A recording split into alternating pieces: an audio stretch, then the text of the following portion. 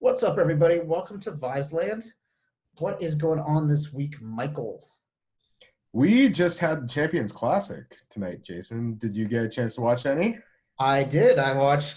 I watched the Kentucky Kansas there. That was a like, mediocre nail biter. It was a terrible game, Jason, Yeah, but it was also it was interesting it to. was close. Yeah, like I felt like both of the teams. I know Kansas was ranked higher, but I thought Kentucky started off the game looking much more talented, and foul trouble I think really hurt them. Also, their inability to shoot at all. Shooting is is a pretty You important. ended up finishing 3 of 21 from three. Kansas, meanwhile, like at least hitting some threes, but not hitting much else. And Jalen Wilson was the big star in the second half for them. Osha Abaji had a good, I would say, like a pretty good overall game and hit some clutch baskets for them. Christian Braun like got a couple really key rebounds, which was surprising because they were both taken from Isaiah Jackson. I guess kind of like missed boxing. He kind of like just jumped early, and he had a lot of like eye-opening moments in this game. He's just a fantastic athlete and had 8 block shots, but a couple key missed rebounds and a few little things here and there. Took a really ill-advised three-pointer early in the shot clock. He's definitely a great energy guy, a really, really good athlete. But yeah, we're seeing that these guys have some work to do.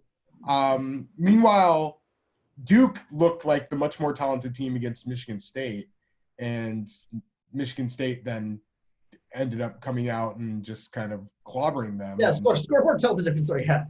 Yeah. So basically with Duke and Kentucky, I think they do have really talented teams, and I think they will definitely be two of the better teams in the nation. However, at the same time, it's just getting all of those pieces together. And I think like as Draft Twitter was looking at those recruiting classes, they were seeing the amount of talent there, but they were also kind of wondering how it would all fit together and lineup optimization.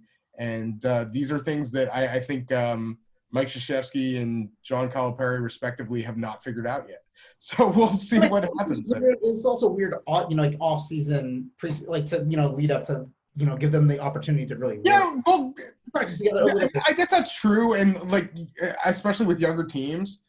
But at the same time, like everybody has that issue. So like that's where it's a level. Yeah, no, it's a level play field issue, but it is like something like for a team like Kentucky. Like I think. But you are correct in that Michigan State, Kansas, the two of the more experienced teams. Yeah. Gonzaga seemed to have a lot of new guys on their team, and they came out of the gates looking fan-freaking-tastic. They have some experience, but they they have Kispert. Oh, for sure. Yeah, like obviously Drew Timme coming back for his sophomore year and has had like monster games. Corey Kispert looking really good. Jalen Suggs looks fantastic though. He's looked really great. And they just look like they have great depth. They have some big guys that can come off the bench and give them a few minutes. Gonzaga's been the most impressive team that I've seen so far. This year, definitely. I think it's not like I've seen everybody yet, but I've tried to watch as much as possible, and that's why on this week's episode of Viseland, we decided to, since we already did the Nike Hoop Summit breakdown, and I'm sure we'll talk a little bit more about some of the debuts of some of the top freshmen, but if you haven't heard the Nike Hoop Summit breakdown that we did of the USA team, we covered like Cade Cunningham, Zaire Williams, Evan Mobley, a lot of the top NCAA players we covered in that episode. And I feel like they've been pretty true to form so far. This class, of course, looking just much more enticing and much more ready to step up to the NCAA level than last year's class. Not very surprising there. Still missing Scotty Barnes, man. And the freshman for Tennessee. So we're leaving some of those guys out. We just wanted to go over 10 guys And the key to that is they either weren't in the Nike Hoop Summit USA breakdown, or they also have played a game in college so far. Yeah, like they have something on tape. And again, like we're not ranking it this time because the 2020. No, we're not ranking. We'll give like a general vicinity of where we think they are. But yeah, we're not doing rankings. We're just gonna give you 10 names and breakdowns of guys that we feel are draft prospects that you should pay attention to. Yeah, if you don't, the 2021 NBA draft. If you don't know, you should know. Yeah. So we're gonna start off. You mentioned Duke earlier, lineup optimization being a bit of an issue, but we got Jalen Johnson, freshman. Yeah, he was the one guy who, like, you know, whatever optimized lineup they have, they want to include him. Which is really a bummer because in the first game, DJ Stewart like shot out of this world, looked really good. He was a guy that when I went to the 2019 USA basketball minicamp, DJ Stewart was one of the guys that really stood out there.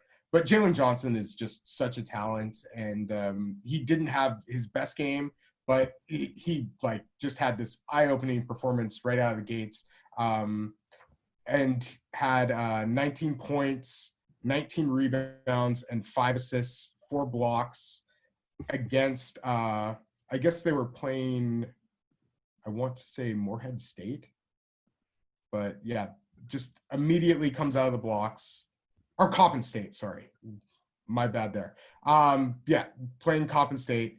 Didn't get a chance to watch a ton of the game, but I saw his highlights from it, and he stands out because just great athleticism. The thing that always stood out with him was, one, his ability to handle the ball very comfortably at his size. He's about 6'9", has close to a 7-foot wingspan, and I think now is like around like 220 pounds or so. So strong guy, big guy. I think going to play a lot of minutes at center for Duke, which will make him even more of a matchup nightmare. In his first game against Coppin State, does go 8 for 8, makes his only 3-point attempt, and makes both of his free throws. So starts off like with a perfect game, besides the 7 turnovers that he had in that first game. But yeah, nonetheless, a very impressive performance out of the gate. And then showed some like really great flashes today, kind of like blew by some of their guys. So the thing with Jalen Johnson that makes him really enticing, he's very explosive off the court. It just really helps him finishing and helps him guys. He moves really well. It's certainly like some lateral issues possibly, but still moves very well for his size and very comfortably. Excellent passer, has a great nose for the ball, obviously as a rebounder, has defensive potential too, and even like some rim protection chops.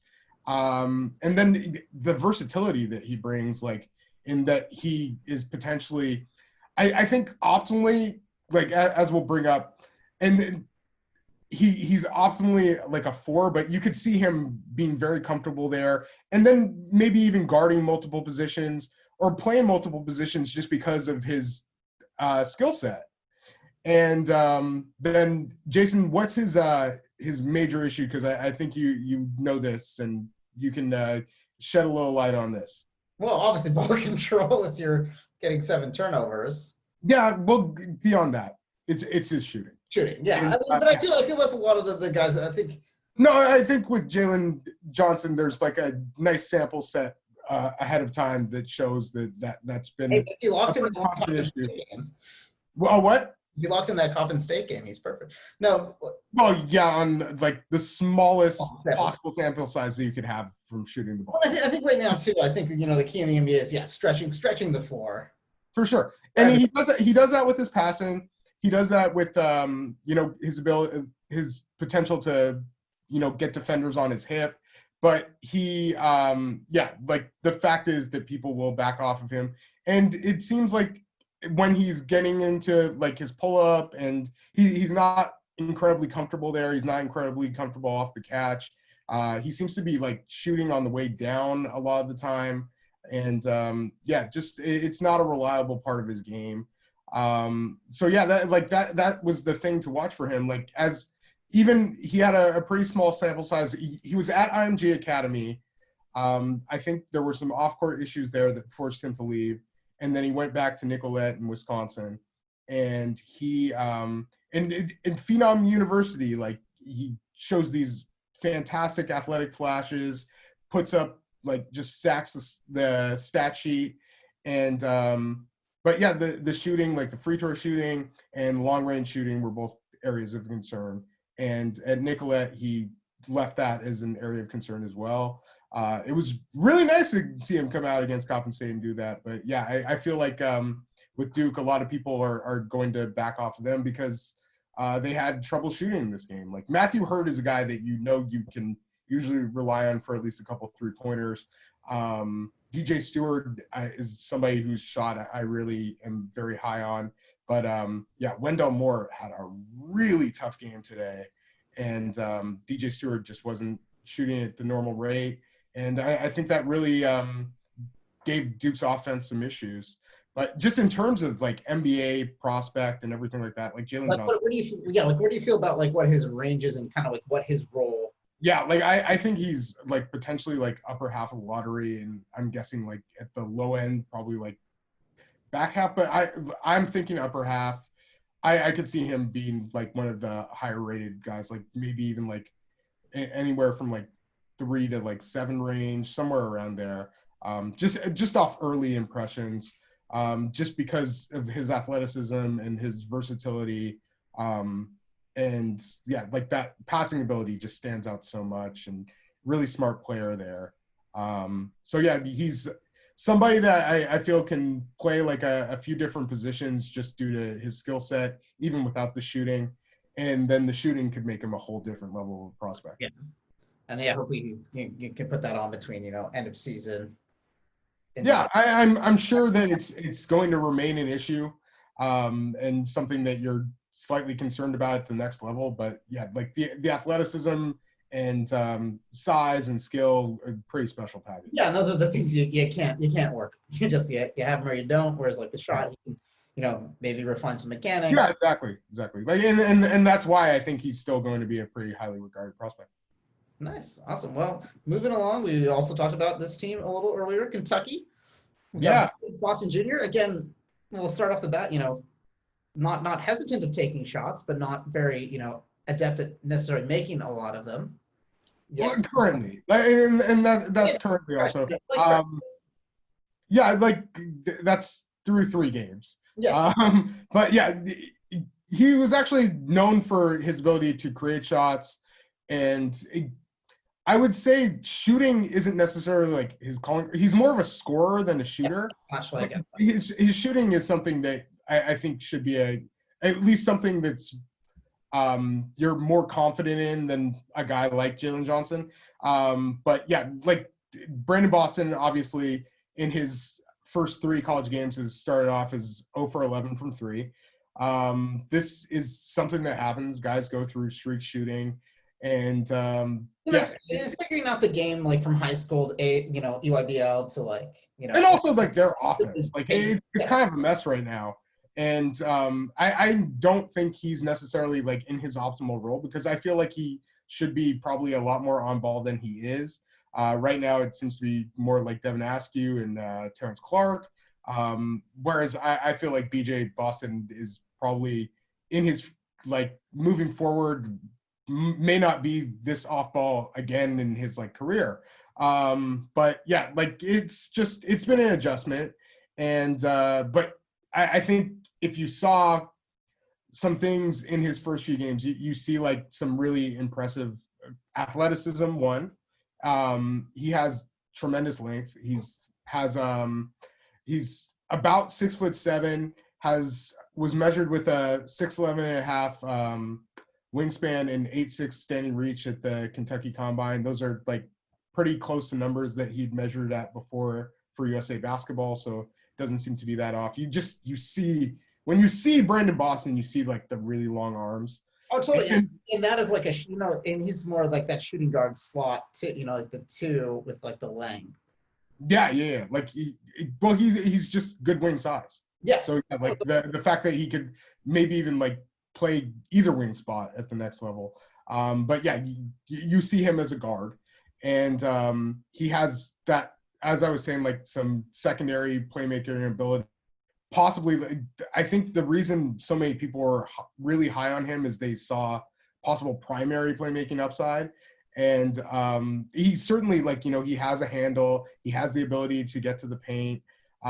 He has a great nose for the ball, too. Like, he gets lots of rebounds and seems to be in the right spots. It seems like so the thing that he's probably most known for is the creative finishing, which he does with those like great length finishes, and then like has that really soft touch around the basket. Like some of those finishes today against Kansas just kind of made you say, wow. Yeah. And then also like I think he's pretty good with either hand too. Has just really good touch. And I think right now the major concerns beyond like his shooting woes to start the season, just defensive intensity and just kind of knowing where to be on that end of the floor and playing as hard as he possibly can at times. And then functional strength, I think is the other big thing. Like he's always been a pretty skinny guy, and it seems like he's just gotten by because of his craft and his ability as a ball handler.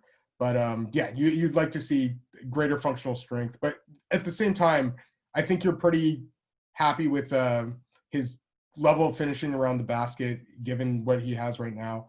And yeah, like this game obviously wasn't his best game, but I think he was clearly There's still a lot of season, ahead of him to, like he looks like Kentucky's best prospect. And I think like he's definitely going to be a really highly rated guy, and you see the flashes there that make him one of the top prospects in the our RSCI had him at 4. Yeah, I know a lot of people on draft Twitter have him at 2. I'm not sure if that's changed. I am thinking he's like a top 5 level guy and doesn't go much lower than that. Just too much to like. And yeah, like the fact that you have a guy who could potentially score from 3 levels, looks good off the pull up. Yeah, you're waiting for him to score those first few 3-pointers, but I feel like it's going to come, and I feel like he's shot at least pretty well at lower levels, Sierra Canyon and for AOT on EYBL. And he has a little bit of like a hitch off of the catch, which is something that I always noticed, like from seeing him at USA Basketball in 2018, and then in the games that I've watched. So he's not like the purest of shooters, but I think there's a lot of potential on that end of on the offensive end of the floor, and then has some of that defense and athleticism, lateral quickness that makes you at least feel like he could be a decent defender down the line as well. Yeah, and someone that can bring in and bring something to the table pretty early on a team. Moving on, we're sticking at Kentucky with his teammate, another freshman here. We got Terrence Clarke, 194. It's like a very, very similar like profile sizes. Yeah. So he at the Kentucky Combine, I always round up to like the nearest. So I say 6'7", 195, almost 7 foot wingspan, 8'7" standing reach. So they had these two guys. Clark's always, for some reason, I guess, been known as like the point guard. It seems like he's very obviously a wing at the next level, but does have like some of those playmaking skills, has the handle that is pretty impressive, and can get to spots at times. Made a few pull-up jumpers against Kansas, and has made some in his first few games as well. So that's looking all right. He also is somebody that has yet to make a shot from 3-point range. Struggled today and took an so far. He hasn't attempted as many as BJ Boston, but he's 0 for 8. Yeah, now. Yeah, and Boston's 0 for 11. Yeah. But still, the O is never good. You want to at least, You certainly would hope they would be like 3 for 19 rather than 0 for 19. But yeah, Kentucky shooting today was just I think the real game changer there. The thing that, like, a lot of my friends on draft Twitter who always seem to find these little kind of intricacies with these guys' games that I really appreciate. On some of his shots off of the catch, he like knocks his knees together. So that's just something to definitely keep an eye on. And he, I remember seeing him at USA Basketball and just not really loving, like, it seemed like the shot, like, from the top looked fine, but it seems like the legs may have been an issue. But yeah, he the other thing that's really stood out in the positive for him is he's made some great defensive rotations, and he seems to show some acumen on that side of the floor. He is like it seems like there's at least like scoring potential there with him. But yeah, like the shooting is not something that's very consistent. The finishing hasn't been very consistent. He just the other thing is he was originally a high school class of 2021 player.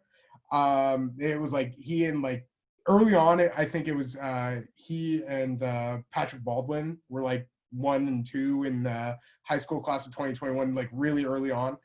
And the funny thing is that he is actually a couple months older than BJ Boston. And so yeah, he moved back to like his original class, which is, I think, is a good thing. And personally, it seems like he's definitely ready to contribute to Kentucky. And it looks like he's going to be one of their better players this coming season. Certainly didn't have his best game today, but he, I think there's a lot to like, and he's kind of surprised with how good he's been and how ready he's been, and some of the flashes that he's shown. He's more smooth than explosive. Like I just don't think he's a crazy athlete or anything along those lines, but he's like at least a good athlete. And then yeah, he has some of that ability to handle the ball, find open guys, and possibly I think at his like high level be like a secondary playmaker.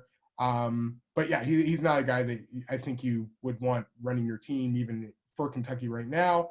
But Cal does get people ready for the NBA more than winning, strategic games. I think he does a better job of just preparing. I don't know, man. I think he's very much about both. But I think definitely there's some times like I look back to his Memphis days and I like question some of those calls, especially in that championship game versus like. But the fact that they got there, like they beat UCLA, dude. Like UCLA was ridiculous that year. Like yeah, and yeah, you can say whatever you want about Bill Self, like out coaching Cal, which he clearly did today. But I don't think either team can like hang their hats too high on this game. Yeah, very true, very true. Played that same level. One game, and it was a hideous performance by both teams. Like wants to be playing like this in March or May or whenever the heck the tournament's actually going to be held this year. Like that. You want to improve from here for sure, especially. So I don't know about that. So what do you feel about Terrence Clarke as far as draft projection or what he would kind of bring in the NBA? Yeah, I think it's certainly tough to find like good complementary wings, and I think that's potentially where Clarke might lie.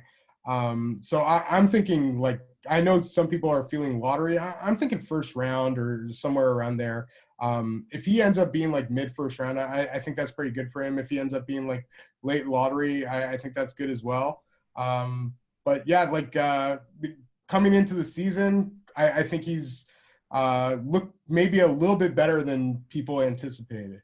And yeah, just a good sign to start things off. Still a little concerns about his offense, but the defensive ability and his willingness on that end of the floor, I think gives a positive connotation of where his draft stock may end up going. Nice. Well, Kentucky obviously always going to send at least a couple players to the NBA every year, pretty much book it, guarantee. And moving on, we got Greg Brown, freshman at Texas, 6'9", about 205-ish. What's your kind of thought about him as far as prospecting goes? He has struggled. Like I just feel like hasn't necessarily come in with because where was he in the RSCI? Like he must have been pretty high. He was 8. He was 8. Yeah, I just feel like the thing with Greg Brown is he is 6'9". He is one of the freakiest vertical athletes like you will see. Like the guy can jump absolutely out of the gym with like a running start or off no run at all. He's really bouncy. In terms of like the rest of his athleticism, like he's not like the greatest laterally. It's not like he's terrible there, but yeah, like he's not somebody you necessarily like optimally want on the wing. And then straight line speed, like he's pretty fast, but yeah, like his ball skills have never been anything to really write home about. And then the shooting has not looked amazing. And I think the things that he brings to the table, yeah. So vertical explosion, he's like a freak athlete there. If he like he almost reminds me of like Derek Jones Jr. in terms of just like being that crazy. He's going to get a lot of dunks this year. And as we saw, like even in his first game, he like I think only had like a couple field goals, but one of them was this ridiculous poster of a dunk that he had, kind of bobbling a ball from the kind of corner 3-point or near like I think like the right corner of the 3-point line. But he is also a really good rebounder, lob catcher, and it certainly has like defensive potential. I see him as more of a 4 and always have. And like I think that's kind of where he's been most comfortable playing. I think people, due to the fact that he's not extraordinarily long, would like him to be a 3. Like they see, and also like you'd say he's like 205. But he's still pretty long. Feel like either way, like ideally you want a little bit bigger for 4. Yeah, exactly. He's this amazing like transition player, and can attack closeouts, can slash. His one basket today was like a really nice looking slash against Indiana, but struggled with foul trouble. Had one like really nice block shot as well. 3 rebounds. 3 turnovers a game right now as well. Yeah, so, yeah. Well, he's also like he ball handling without establishing a pivot foot. Like he doesn't look extraordinarily comfortable handling the ball. The shot just looked really rushed and kind of like it was him throwing it up as opposed to actually like just taking time and shooting the ball. But yeah, just he's still such a great athlete. He's absolutely somebody to keep an eye on, and I have a feeling he'll get better as the year goes on. The guy that really stood out to me in a positive manner for Texas was Kai Jones. Had some really nice flashes. He's a sophomore from Bahamas and pretty big guy. Had this a few like nice plays and like dribbled in from like the perimeter and like faked it and had like a dunk like with somebody guarding him in the half court. Like it was really impressive. And then he even like banked in a 3-point shot. Like Kai Jones has looked pretty good early on and is somebody to keep an eye on as well. But Greg Brown, yeah, I think due to his vertical athleticism and just rare tools there, you just hope he gets a little more like kind of used to everything. I guess offensively, yeah. Like that he adjusts, and then if the shot looks a little bit better, he's still somebody who I think due to the RCI and like how he's stood out in so many of these settings because of his ridiculous athleticism. Like was great in the EYBL as well, playing with Cade Cunningham for Texas Titans. He's still going to be somebody to watch. I'm not really seeing a lottery guy right now, and kind of would think more first round range, but yeah, he still has something to prove. And it's been just a little rough in his early going. And we'll see how it goes. Like Texas looks like a pretty good team, and they're in the finals of the Maui Invitational. playing North Carolina tomorrow. Yeah. And we'll see how the rest of the year goes. North Carolina was, I believe, a finalist for Greg Brown, so we'll see if he comes out with something improved. And then moving on, we got our first, well, still kind of underclassmen, but we got Jeremiah Robinson-Earl, sophomore, Villanova, 6'9", 230. I'm thinking it's closer to 240 now. Yeah, that's what they had him listed at his college site. But again, that liars. Always subject to change. Yeah, sorry, Villanova, you're lying, because he's like closer to 240, and he has looked really good. You can't really. He's always been a guy who, from the first time I saw him, just seemed to be on the winning team at a lot of the USA scrimmages, and then at IMG Academy, did a lot of winning things there too. He has about a 6'9" wingspan as well, so not the longest guy. 8'10" standing reach. Has some athleticism, but he not out of this world. But I think the thing that really stands out with him is just he has great court awareness on both ends of the floor. He has at least some shooting potential. He's always been a really good passer. He makes good defensive rotations. Just a really smart guy, and then really strong. His dad, Lester Earl, was a former McDonald's All-American and played for Kansas and LSU. And Jeremiah has just I've done an interview with him, and he just seems to be fantastic, really coachable, and just always kind of seems to be in these great situations. It seems like he's really worked on his shooting this year, and is very comfortable, and then is more comfortable in isolation situations also, where he was barely in any of them last year. I think he's going to be really heavily relied upon for Villanova. I don't feel like they're the most talented team, at least in the few times I've watched them this year. And Jeremiah definitely looks to be their guy. And I just feel like he has a chance to be a first-round pick based off of that.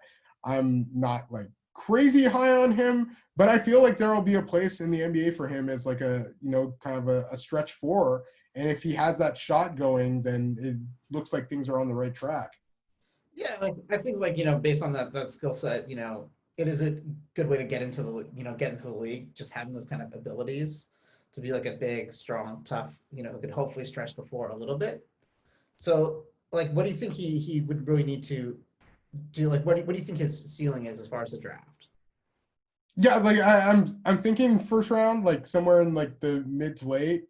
I think it's going to come down a lot to his shot. I think that's the real key. If he shoots really well, Saddiq Bey went 19, and I don't see a reason that he's that much better of a prospect than Jeremiah Robinson-Earl. Granted that this upcoming class is a stronger class, so you could always have some changes in terms of the draft order, but he is a guy that I was higher on than Saddiq Bey, especially considering how they were as freshmen. And while you see Jeremiah Robinson-Earl as this kind of 4-5 ideally, without the ideal size, I shouldn't say size, but he's not as long as you would want necessarily for a 4, or maybe as explosive for a new brand of 4. But I just think the skill and the basketball IQ are both things that kind of jump off the page for him, and are going to be reasons why I think some teams will really be high on him. And and do you think he's definitely more inclined to be coming out based on kind of getting a first round grade? I think I have a feeling last year he was thinking about coming out, so I would think that this year he's likely to do the same thing, or finally go and enter the draft. Yeah, make the move. Coming up next, we got another sophomore. We got Trayce Jackson-Davis, Indiana, 6'9", 245. What do you think? What was he really bringing to the table? Because that's it's a pretty impressive physical size. Yeah, for sure. And I don't know if you know this about Trayce Jackson-Davis. His father was Dale Davis, and he has a 7'1" wingspan, 9-foot standing reach. They measured at the 2018 U18 trials. He's a really impressive vertical athlete. Also, like crazy rebounder. So like that's what he's known for. Like, remember how like MJ Cage was like nothing like his dad in terms of like rebounding and was kind of like the finesse player. Well, Trayce, I think, is a lot like his dad. Like it seems like he's just has a lot of the same characteristics that you would think of with Dale Davis, like the rebounding, the toughness, yeah, those kind of things. Where you may not get as much out of Trayce Jackson-Davis is like the shooting, the skill kind of stuff. Like I don't think he's necessarily no attempts his freshman year. Yeah. Like he's not a guy that you're trusting to really shoot from the outside. Doesn't have the highest free throw percentage. And yeah, he started off the year pretty well. He kind of struggled today in their game against Texas, where I think Indiana just in general did. But yeah, he's just one of those guys who you see in terms of like strength. And then he definitely at least has a feel for rebounding, shows some defensive flashes, but he also has like some really bad misses around the hoop. And you just kind of wonder sometimes in terms of awareness. Not necessarily the most skilled guy, but he's, I think, going to be relied upon as like an energy big. And you just kind of hope that maybe with his athleticism and some lateral ability, he maybe provides some defensive versatility, at least maybe for like the 4 or 5. But ultimately, I think he's like a pretty pure 5. Yeah, I think like based on those characteristics, like in today's NBA, it totally fits into that. And then what do you think about as far as is he gonna is he inclined to come out? What would sort of be like? Yeah, he was thinking about it last year also. And I know he thought about it, and then he one of the things he mentioned was the ability to stretch the floor, but that might just be a dream. That might not. Yeah. So I think he at least wants to show that he took a few jumpers to start the year and nothing from behind the 3-point arc, but he's at least, I think, experimenting there. And Indiana, I think, is going to need him quite a bit. So yeah, 44 points today, which was just not the. No, it wasn't great, but I think he had like 10 of them. So yeah, get a quarter of the points. Yeah, just about. And yeah, he. I think ultimately, like if he gets in the first round, that would be a pretty big deal for him. I'm thinking second round, somewhere around there. But yeah, like he's going to be a big, like, I guess the key with him is being switchable and then just providing like that athleticism and that ability to run the floor that would, I guess, fit him in with like kind of like a newer age center, even without the shooting ability. But yeah, like it seems like ultimately he profiles out to be like an energy big and somebody that you get out there with like running lineups and does that, like, can also match up with running lineups on the defensive end of the floor too and not get like run out of the building. And based on the lineage, Dale Davis obviously was a great scrappy player in those, not like those one-time All-Star, mid-90s Pacers, and then of course he ends. I don't know if he ended his career officially with the Blazers, but he did play that. On the Blazers. Yeah. On the Blazers, he was one of those guys that was very happy to be getting paid a lot of money. Yeah. He would just go in the game with a smile ear to ear, didn't really necessarily, have to give the best effort every night, but he was always like the minimum double-double. Yeah, basically. And didn't they get I think the Blazers got rid of Sean Kemp. Like it was like part of like that time. Yeah, I think it might have been like that. Sean Kemp's like insane contract that had to be like the highest paid player in the league, even though he hadn't been an all-star for like several years prior. But moving on, we got our first senior, actually our only senior we're going to talk about today, someone who he declared for the draft last year, decided to come back. We got Luka Garza, Iowa, 6'11", 260. Yeah, and it was kind of like a Frank Kaminsky moment that, like, I want to come back and try and win the chip and win like player of the year, like that kind of thing. And Yeah. So he was okay. So he won the Kareem Abdul-Jabbar Award last year. Won Pete Newell Big Man of the Year. Was the Sporting News National Player of the Year, Big Ten Player of the Year, consensus First Team All-American. Luka Garza, hell of a college player for Iowa. Yeah. And Iowa has a team, so that's the other thing. The impressive thing that Luka Garza did, like in his first game this year, I think it was his first game. He had 36 points in the first half, and had outscored the team that I was playing. I think it was Southern. And yeah, he just a lot of offensive ability and has been really tough to stop. Became like kind of a knockdown 3-point shooter on pretty good volume the last year. And then yeah, last year was like 20, like 24 and almost, like 9.8 rebounds. So like almost a 20, 20 plus. Yeah. He's like one of the leading scorers in the nation, one of the leading rebounders in the Big Ten. And yeah, like I think he has that throwback post game ability to score around the basket. And the other amazing story with Luka Garza is I think it was after his freshman year. They removed a 9-pound cyst. So he basically removed a basketball from him as a person. And he I think that definitely helped things. Has been a contributor as soon as he got to Iowa, and was always just a guy that you had to be aware of. Like I even remember him playing Oregon and being pretty annoying as Iowa beat us.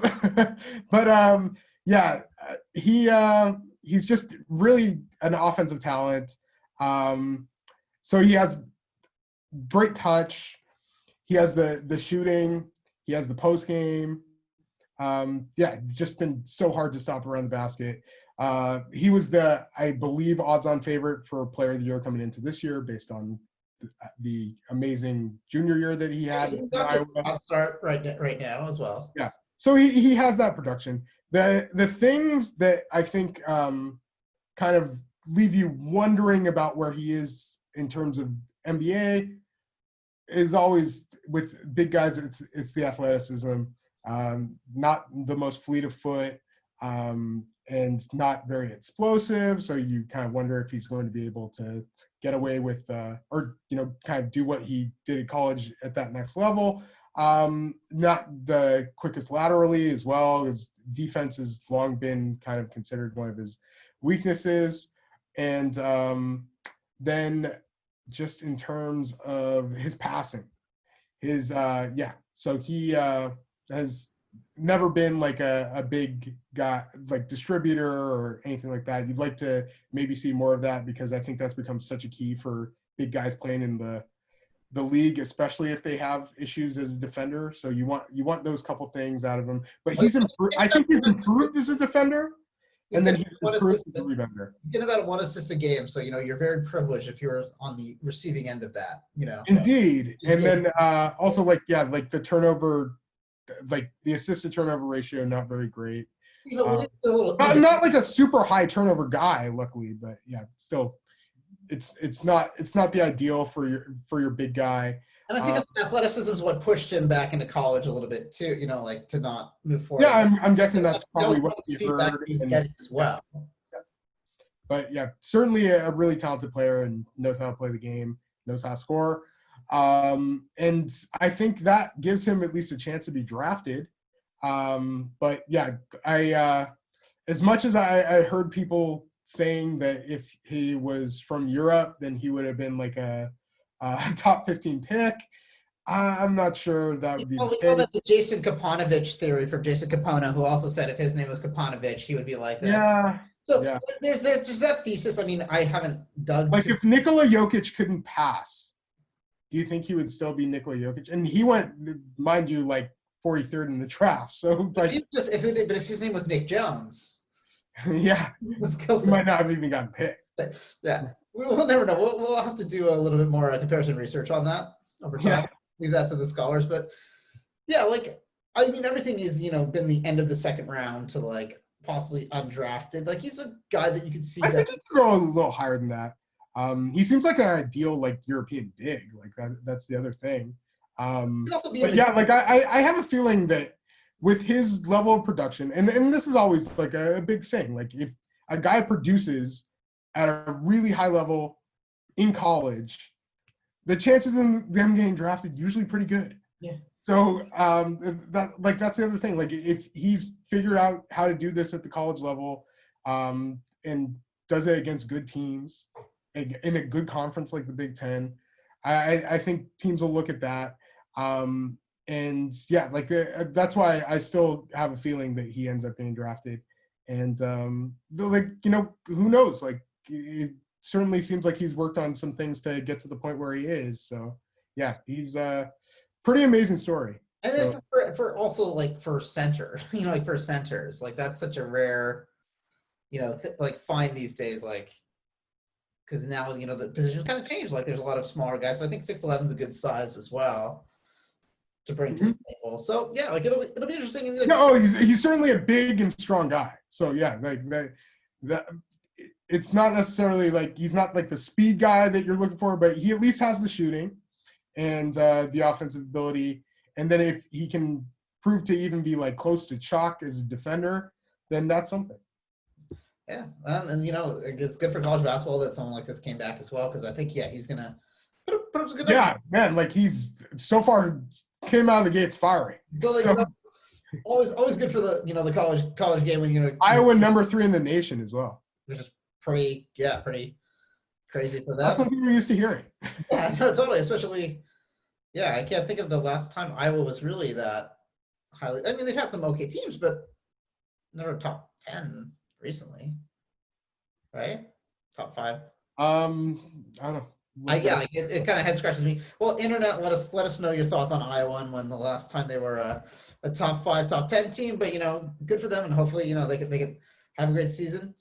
Coming up next, we got someone who you just put on a showing the other night against a Big Ten team. We got Jason Preston Jr. from Ohio, no state, just Ohio, 6'4", 187. What was your thought? Like, he had a really big show out against Illinois. Yeah, he was really impressive.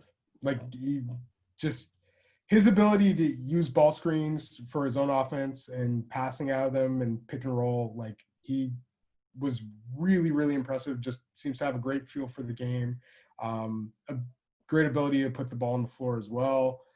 Not necessarily the quickest guy, not like the most explosive athlete, but like last year he was putting up these fantastic numbers. Like I think it was somewhere in the range of like 16 points. Yeah, it was like 6.5 rebounds, 6.5 assists, like somewhere at least along those lines. And this year it seems like he's even upping those averages, albeit on a really small sample size thus far. But yeah, against a team like Illinois, who I think is one of the best teams in the nation, have some impressive guards of their own right. And he looked like a stud out there. Like he was the talk of that game, especially like for sure. But Twitter was a buzz. Yeah, so I think showed flashes even as a freshman. Showed some flashes. Showed a lot of flashes last year. This year, I think he's really arrived, and like there's a chance that he looks. I don't know. Just in my brief viewing of him, like it's not like he's this standout like outstanding point guard or anything like that. Like maybe potentially a backup, but it looks like he could be a pretty good one. I'm still not so sure about his defense. That's something I need to kind of get more of an idea about. But he just has a great understanding of how to use ball screens and use the pick and roll. Seems to be a really good shooter, and I think that was something that he did very well last year, and seems to be still working now. I think he's like a flat out like college stud this year, and was a really, really good player last year. So yeah, he's just somebody I think you have to keep an eye on, and could be a kind of an interesting kind of, I guess, game manager of a point guard option, especially considering like, so the amazing thing with him is he has this incredible story also. It's super motivational. He was a senior in high school, and he was 6 foot, 140 pounds. He was thinking of going straight up to UCF, like just not even playing basketball, just going there and going to school. Decides to believe in himself, goes to Believe Prep, and it's called Believe Sports Academy, and starts off on they have 4 different teams. Starts off on their C team, builds his way up to the B team, makes it to the A team, gets back down to the C team, has this huge triple-double and basically what he considered like rec league kind of circumstances, and then moves back up to the A team, gets scholarships from Ohio and Longwood, takes the one from Ohio, immediately a contributing player. Last year, one of their better players. This year, a college stud, and one of the talks of the first few games of college basketball this year. Definitely somebody that you have to keep an eye on, and someone to follow this season at the very least. Yeah, definitely looks like someone that'll be fun in March, to keep tabs yeah. on. And even if he's not necessarily like doesn't declare for the draft, because he still is junior, not even like that old of a junior, like was born August 10th, 1999. So yeah, he's still like would be I think a relatively young senior. And so he's somebody I think you need to keep an eye on. And just in my viewing of him, I've been very impressed with his ability to read the game. And so, he could ride this momentum and declare, but so saying he does declare, like, where would you kind of range him? Because again, he doesn't have those athlete, the numbers, the athleticism that really puts you at like that. Yeah, I would more think along the lines of second round at this point. I'm not exactly sure what he has to do to get to the first round, but yeah, like it seems somebody who at least is firmly like in the conscious of the draft at this point. And I don't think he necessarily has the unless he like shoots just completely out of his mind. I just don't see the top end speed and the athleticism that some of the past mid-major or like lower major point guards have used to build their case for the lottery. But I think he's just still a really smart player, a really good player, and great nose for the ball as well. And yeah, just somebody that I'm going to be keeping an eye on and watching quite a few games more of. And ultimately, he's the kind of player that, he's not going to let his draft position define him either, because obviously he worked his way up from, possibly not playing college basketball at all to the prep school. Like, he's someone that definitely, obviously his prep school helped because they're the We Believe sports place. But gotta love those prep Not schools. Who he is. It's what he does. Yeah, he's definitely got a great like Disney Channel movie backstory that you can get behind, at the least. So, hopefully he, continues his momentum, has a great season, and then it'd be interesting to see, like what his prospects are from there. Yeah. And then we're moving back to another freshman, also familiar last name, Marcus Bagley, Arizona State, 6'8", 215, brother, of course, Marvin Bagley of the Sacramento Kings. Yes. Father, Marvin Bagley Jr. Brother, Martre Bagley. He's lots of Bagley. So he's a guy who was immediately like playing 17s as soon as he was like a freshman. And, played on Sierra Canyon with his brother. Kind of was a little off the radar for a while and didn't necessarily like kill it in the EYBL. Played before his senior year in Puma. So like a smaller circuit and didn't necessarily like have a ton being written about him. Goes to Sheldon that last year and I think has grown. And just he looks so impressive shooting off of the move. And yeah, like just really impressive mobility, has that athleticism as well. So yeah, he shoots really well off movement, off of screens. Not necessarily like a killer off of the pull-up, but at least has potential there too. Shot just looks really nice. Has those physical tools. And has some possible defensive acumen also. In college so far, has shot 9 of 18 from 3 and is shooting 22% from 2. So yeah, you just kind of wonder if there has to be a balance there. But he looks like a nice combo forward. and show some defensive potential as well. Maybe even more so than his brother. At least like it seems like he has more of a chance to be like a wing, like Marvin kind of wanted to, because he is, I think, a better shooter. So yeah, I would say the weaknesses would be I still don't feel like his handle necessarily gets him tons of places, and I feel like like the defense is more not necessarily like an assured strength of his, but just something where he's shown some positive flashes and is something that he's more going to need to prove as the season progresses. But I think he'll spend almost like all of his time this year at the 4 for Arizona State, who will play usually 3 guards. And I think even he'll spend some time at the 5. They don't necessarily have the most crowded front court right now. But yeah, early returns looking very promising and has made some really nice shots off of movement, which is, of course, a huge deal in the NBA. And a reason why he is on the radar as a possible one and done right now. Yeah, and so following his brother's footsteps there with the one and done, what would you say his range and his ideal spot in the NBA is? More that 3? Yeah, I would think a 3-4. Yeah, like I still feel like he has a possibility of playing either forward spot. But yeah, like ultimately, if he shows enough handle and can do a little bit more inside the arc, you would maybe even want him to be a forward just to take that matchup problem. Have that athletic advantage. And exactly. Have the athletic advantage. But yeah, it seems like he certainly. I think he has potential to be a wing player, and it's somebody who is like 6'8", like 215, like is looking really good. So like the physical tools, at least, pointing in a nice direction for him to be kind of an intriguing wing option if you feel he has the skill and the ability to play there. And well, he's kind of got that potential, as well, because he does have some raw or parts to his game. Like, so where do you think his projection would be in the draft? Like at this moment, or kind of like his range? Yeah, I'm thinking late first, like early second right now. But I feel like there's room to move either way.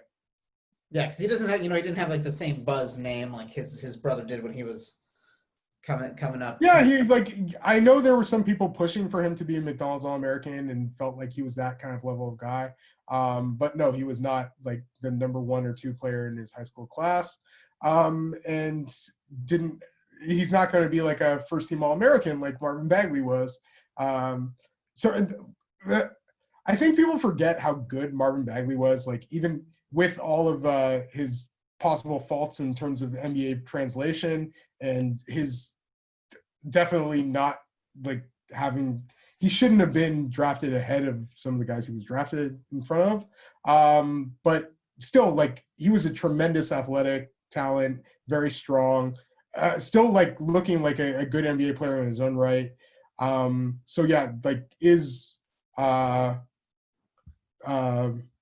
Marcus Bagley like the same as Marvin Bagley as a prospect? They're very different in many ways. Yeah. Oh no.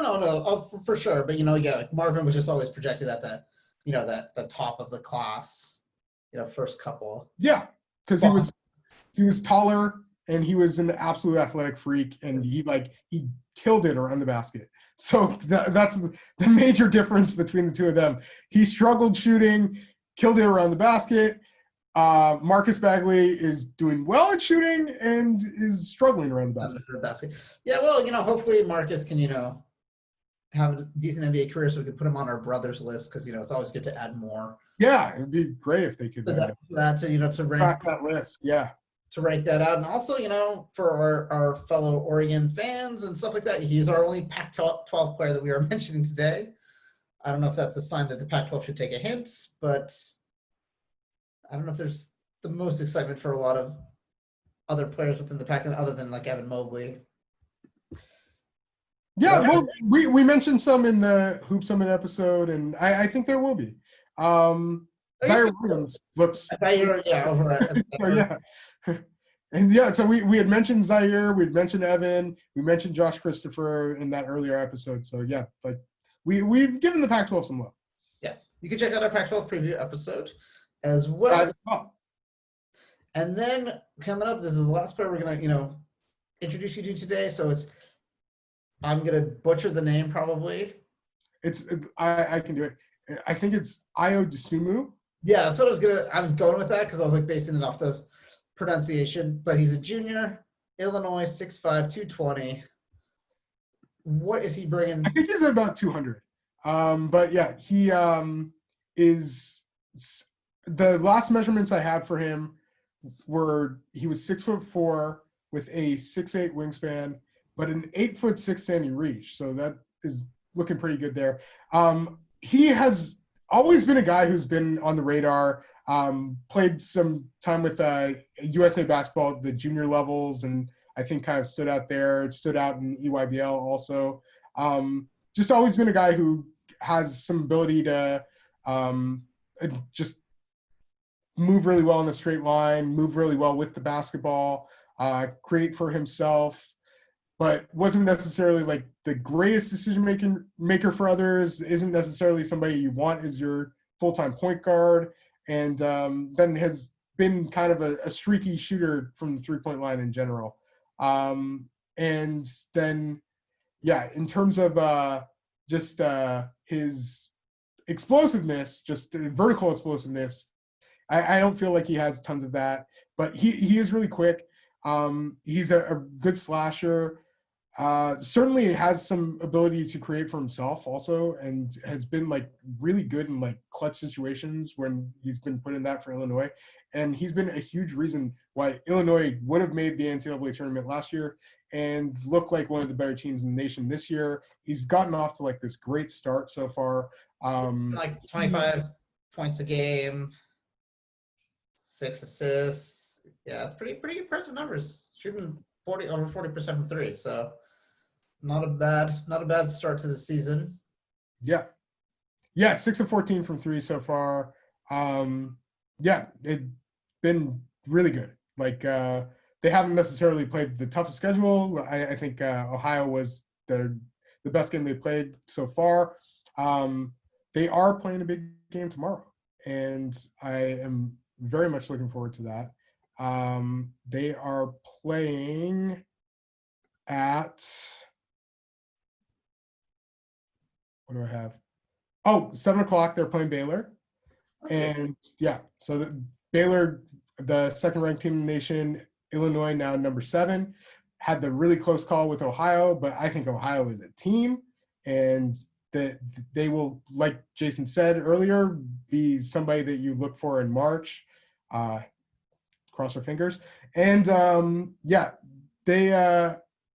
I think, is somebody who was thinking of entering as a freshman and a sophomore, did enter as a sophomore and decided to come back to school. I don't think there would have been much of a process for him to move up in the draft, and I'm not sure where teams would have had him because of his streaky outside shooting last year, and not really showing that much improvement as a decision maker. I think this year Illinois is going to play like they have a couple of talented freshman guards. Adam Miller has been starting for them. Andre Curbelo is somebody that you want playing on ball quite a bit. So I think Iowa's kind of like in his ideal situation, and looks like early on looks a little bit more comfortable on ball. And I just feel like he it seems very early sample size, but it seems like he's making the most of coming back to school and working on some of those things that were concerns for him. And I think if he does end up shooting like closer to where he did as a freshman from the three-point line as opposed to as a sophomore, then he could certainly be a draftable guy, and maybe even cracking like the end of the first round. Nice. And you think again like he probably is gonna come out, after you almost certainly. Yeah. I think once you go out, it's hard to like go every year, because again I think he does. Yeah. But he almost came out twice. Like as a freshman there was a lot of talk of him coming out. As a sophomore there was talk of him coming out, and he like you almost thought it was happening. But yeah, he I I think he does end up coming out, and he was another guy who was one of the favorites for Player of the Year, and early returns looking very promising. Yeah, like he's coming out to a start just like Garza. Like I think it's it's always good for college basketball when you have a few guys that are like. The other thing with him is like his ability to he's done really well on pull-ups and then like hitting from the mid-range, and like at least those things seem to be huge positives for him. So looks like a scoring guard, tries really hard on defense. So yeah, those seem to be positives with him. His upside isn't necessarily like immense, but if you could have like a good bench guard, good slashing guard, seems to have enough size to at least play the 2 and possibly even like, just a wing in general. So yeah, things working in his favor. Nice. Well, those are some good names. We'll give you 10 names to really, get to know for the 2021 NBA draft. Yeah. I have to say we're so much happier to not be talking about the 2020 NBA draft anymore. Absolutely. To move forward to this. So yeah, I think definitely there's a lot of strength and a little bit more depth to this draft, and so it's going to be a lot more fun. We're going to have a lot more. Yeah, we've given you 22 names so far if you count the Hoop Summit episode. So yeah, we hope we gave you at least a few details you maybe might not have known, or things to look for. But yeah, these are we've given you 22 good names. If you go back to our Hoop Summit episode and check in this episode, Cade Cunningham, I feel, has looked quite good so far. Yeah. And hasn't even necessarily played his best basketball, hasn't necessarily put up those huge assist numbers that one is expecting, but he's made some fantastic passes. His shot has looked really good, and his handle is great. His ability to score through contact. They played legit competition today. He didn't have like a dominant showing per se, but they beat Marquette, and he was huge in doing that. And it certainly seems like he is the guy that you're kind of gearing towards this year. Jalen Suggs coming out of the gate looking fantastic as well. In his games against Kansas and Auburn, making some just fantastic plays, like showing some great passing ability, a little bit more handle than you were maybe anticipating. And then the shot also not looking bad for him either. So yeah, those two guys seem to be the freshmen who have come out to like the kind of the quickest response, and look like possible All-Americans and maybe even National Player of the Year candidates. And it's not the last you're going to hear us talk about Gonzaga as well, because I don't think they're a very, very strong team this year. So it's yeah, just so much depth. Like, and one thing you just they kind of slowly came in. They've made that hump where it's like the Final Four, the finals. Like that's not an unreasonable thing anymore, and you just kind of want them to like win one, because I just think they've had such a strong program for so many years, and they built up this mid-major quote unquote, but they have like power level play. I mean, their teams would compete in every major conference. Yeah. I feel like whatever conference they were in this year, they would do really well. We're still not completely sure if they're going to go undefeated, but yeah, they've been the most impressive team so far. And they still have a couple really tough non-conference opponents that they're set to play, including a game against number 2 Baylor. So yeah, they are going to be a really exciting team. And yeah, like I haven't seen a team that looks better than Gonzaga this year. But a team that might not necessarily play as well as Gonzaga, but it's going to look a lot better just with their jerseys. We're talking about the Oregon Ducks. They are finally starting their season.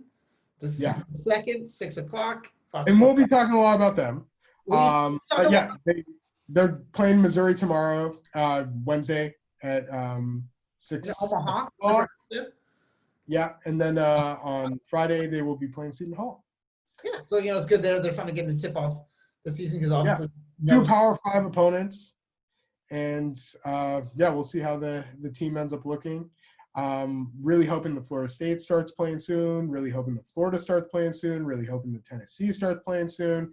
There have been a few teams that haven't gotten any games yet. A few snafus with COVID here and there, postponements on games. But yeah, we're very excited for college basketball. So far, it seems like it's going really well. And yeah, it's going to be a really interesting season, and we're probably not going to have as large of a sample size as we normally would. But the fact that we get anything. I get a sample size. Yeah, that wasn't a given like several months ago to even get to this point. So, yeah, it's pretty amazing that it's happening. And I just feel so happy for the players. Those are the guys who I know most want to play in these games. So, I hate to say it, one shining moment. Yeah. Playing for. Mm-hmm. Yes, Jason. Sure. That's Jason and his one shining moment. I love the song. It gets very motivational. But no, definitely super excited. Your life was one shining moment. And we got the NBA. The NBA is like starting training camp. Yeah. So, we're definitely very, very good time right now for basketball. But yeah, we'd love to know like what other players in the NCAA are you really kind of excited about? Or give us a few guys that you feel are names to watch. And I know I'm going to be watching many more games. And I just the key with all of this is it was guys that I have seen before and have watched and just had a little base of knowledge on. So yeah, I didn't want to go in with anybody that I didn't have at least some kind of take on so far this season. Totally. And let us know. We love to learn about new players. We also like to learn like why you like them. Like what do you think they bring to the table that's unique, interesting, or what skill can they bring to the NBA? Just have are you like a Kentucky fan? Yeah. Tell us. Just let us know. I'm a Kentucky fan, and I like their players, and all the other players can go away. that happens quite a bit. But thank you guys so much for tuning in. We're definitely gonna have a lot more 2021 NBA draft action coming your way, but also NBA tipping off super soon. So you're gonna be getting a lot of stuff from a lot of different angles here. But if you like the podcast, we appreciate you so much. Subscribe, like, share with your friends. 5 stars. 5-star review on iTunes. Forever. Yeah. That would be Apple Pods. Apple Pods. I still iTunes to me. It's the App Store now. Whatever. Just give us a review. Don't be weird about it, and subscribe. 5. 5. Yeah. Like, share. We've appreciated the support so much. We really love doing this podcast, and it brings us closer together as brothers too, which I think everybody wants to see that. It's got a lot of those moments, Exactly. We're turning into a little bit of a Full House moment here, Jason. Yeah. But yeah, I am NBA Draft Mikey B. He is at J Visenberg on every single form of social media. And if you want to follow us on Twitter, you can follow us at Viseland. Anchor on every single pod. Anchor will direct you to anywhere podcasts are played. You can catch us there. And then if you want to, send us an email, viselandpod@gmail.com. But thank you. And we will catch you next Wednesday. Have a great week and watch as much college basketball as you can right now.